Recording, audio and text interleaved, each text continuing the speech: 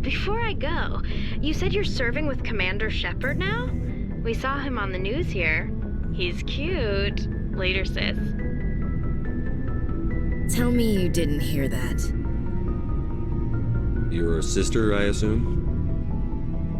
Until I get home and kill her. That's Sarah, the youngest. What's up? You didn't come by to eavesdrop on Family Mail.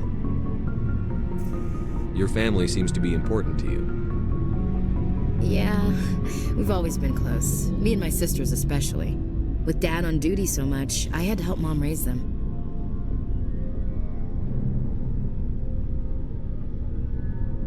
Where did you grow up? All over. We transferred a half a dozen times before I finished grade school. You go where personnel command sends you, right? I guess that's why I'm so tight with my sisters.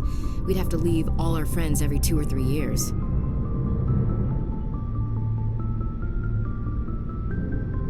You have more than one sister? Sounds like a big family. Yeah, I'm the oldest, then Abby, then Lynn. Sarah's the youngest. She's still in high school. With 4 girls, Dad used to say he felt more outnumbered at home than on maneuvers. Did your father serve with the fleet?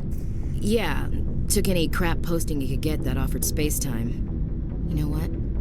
He worked his ass off trying to get recognized, but he never made it above serviceman 3rd class. He was real proud when I made chief. First thing he did was salute. What about your mother? You haven't mentioned her. You must know what military wives are like. Strong because they have to be, able to raise kids while Dad's away on a 6-month cruise. She has a degree in planetary geology. She and Dad both wanted to see new worlds. She gave up her career to raise us, though. After helping raise them, your sisters still talk to you? Amazing. Things were tense between Sarah and me for a while. Then we bonded. Sounds like a story. Feel like sharing? Sarah got herself a boyfriend who wanted to go faster than she did, Mike. I didn't think he was a bad kid, just pushy. Lynn would send me these worried vid mails, and I'd tell her to relax. Where were you when this was going on? I was on active duty. Sarah's graduating high school this year. This was only a couple of years back. They were on Amaterasu. At the time, I was assigned to Chernobog. Same cluster, but a dozen LY away. Close enough to talk regularly, too far to make it back in an emergency. I couldn't afford a fast packet flight. The male pursues the female. That's their nature. In the genes. They're gonna keep their genes on around my sisters. Unless they want to get up close and personal with pruning shears. Mike thought they'd go for a romantic walk in the woods, because he figured it was past time they did the deed. She levered Mike face first into a tree and left. Didn't have a scratch on her. Good thing Mom and Dad had us all learn some kind of self-defense. I took emergency leave and walked Sarah to school for a few days. Why didn't you tell the police? She said it wouldn't solve the real problem, and she and Mike would both become household names. It was a small colony. I said it was her call to make, that we should let her do it her way. Mom was pretty pissed about that. You said all of your sisters learned self-defense? Lynn did pistol practice, but didn't like it. She's kinda nervous. Sarah took Aikido. Abby decided to learn the sword. She always was a little weird. Likes big skirts and tops you have to tie her into. They do great things to her figure, though. So, what did you learn? One of Dad's friends taught me Marine hand to hand.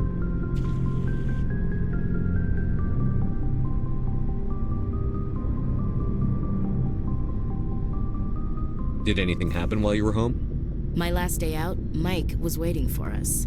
Sarah had told her friends, so everyone at school knew what he did. He wasn't happy. I wanted to snap him in half, but Sarah gave me this look, this let me handle it, I need to do this alone look. She kept her cool, God bless her, as he screamed in her face. She just let him vent. Then he tried to punch her. I swear, she just flowed around him. Next thing I knew, he's face down on the sidewalk and there's blood everywhere.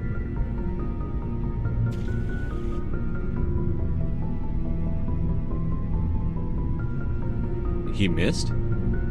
when he swung, she wasn't there anymore, and he fell. She helped him stop the bleeding and had me call an ambulance. She told the paramedics he fell. Before they took him to the hospital, Mike touched Sarah's arm. I thought he was gonna end up on the ground again. But he hung his head, whispered, "I'm sorry," and started crying. And she hugged him. The Williams women are a decisive bunch, Commander. We do things when we're ready. Not before, not after.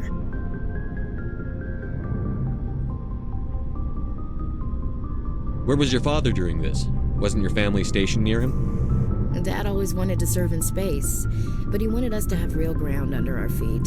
He'd say, "Space is beautiful, but you can't raise a family there." I cannot rest from travel. I will drink life to the lees. All times I have enjoyed greatly, have suffered greatly, both with those that loved me and alone. For always roaming with a hungry heart, much have I seen and known, cities of men and manners, climates, councils, governments.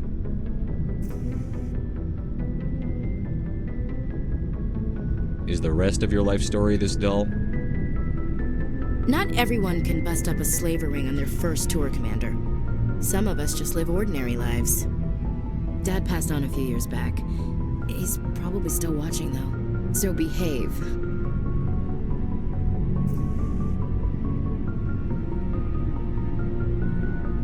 He's not a zombie, is he? You know, from heaven, wherever that is. That's not a problem with you, is it? That I believe in God?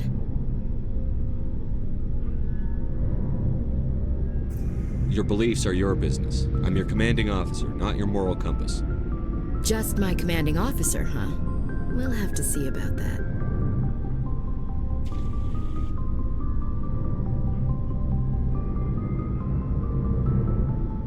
What are you saying, Williams? Me? I'm not saying anything, Skipper. I should get back to my duties. Didn't mean to take up so much of your time.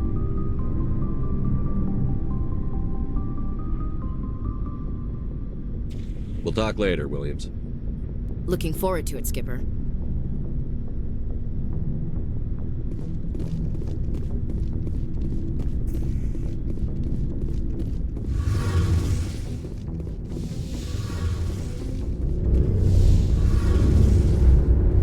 Something I can do for you, Commander. Carry on, Adams. Aye, aye, Commander.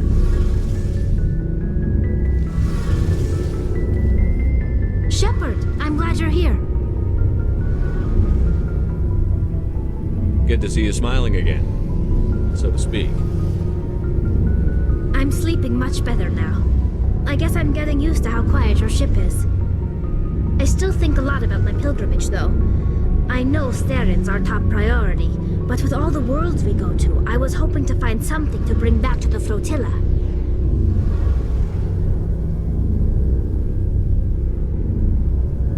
What are you hoping to find? Usually, people bring back something like a derelict ship we can use for salvage. But I need something bigger. There's a lot expected of me. What's so special about you? It's my father. He's the senior member of the Admiralty Board. He's one of only 5 people who can overrule the decisions of the Conclave for the good of the migrant fleet. My father is responsible for the lives of 17 million people. Our entire race is in his hands, and I'm his only child. So are you some kind of heir to the Quarian throne or something? No, it doesn't work that way.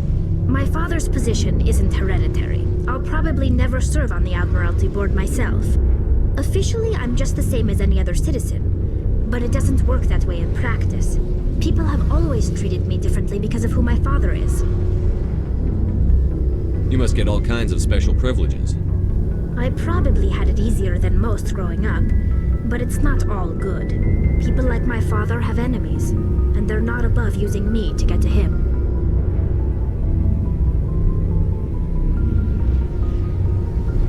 It must be tough on you. My people place a high value on family and ancestry. There's an unspoken expectation that I'll live up to my father's example. Everyone's waiting for me to do something great on my pilgrimage, something that will forever change our lives for the better. If I don't, it's like I failed, and that reflects badly on both me and my father.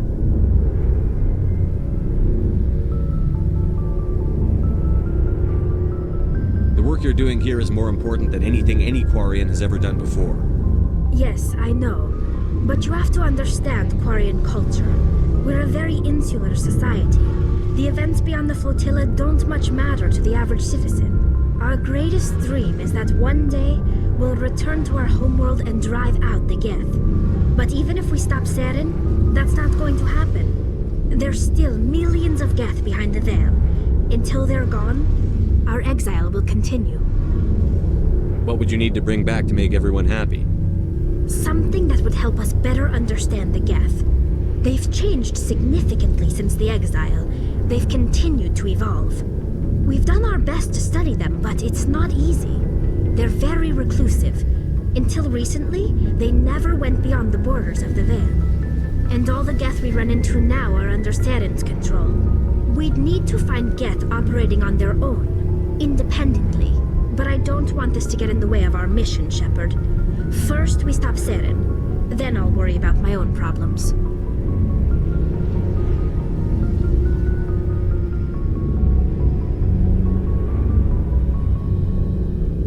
I should go. See you later.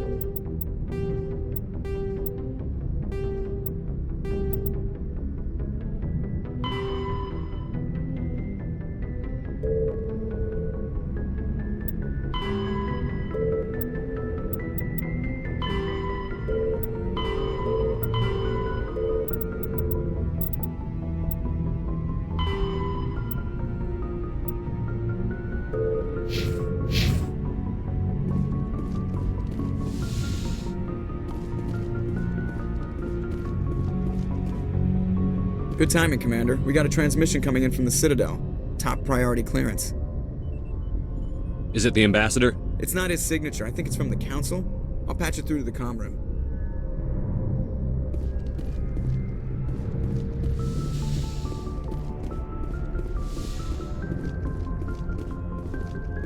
Commander Shepard, we've received information that may be critical to your mission against Saren. You didn't seem that interested in helping me before. Why now? The Council agreed that Saren was dangerous, Commander. That was why we made you a Spectre. We only balked at unleashing the full force of the Citadel fleet against him. Nobody on the Council wants to see you fail, so we contacted you with this latest information. We've received an urgent message from one of our infiltration regiments in the Traverse. I'm listening. We currently have several infiltration units scattered throughout the border regions of Citadel space. This particular unit was gathering intel on Saren. What did they find? Unfortunately, the message we received was little more than static. The infiltration team must be in a situation where they can't set up proper interstellar communications. But the message was sent on a channel reserved for mission-critical communications. Whatever they were trying to tell us, we know it was important. Considering your interest in Saren, we thought you might want to investigate this. Find out what happened to our team. The signal originated from the planet Vermeer. I'll look into it. The Council prefers not to become involved in the specifics of Spectre activities. We only want you to be aware of all your options, including Vermeer. Good luck, Commander Shepard. We will keep you advised if we learn anything else.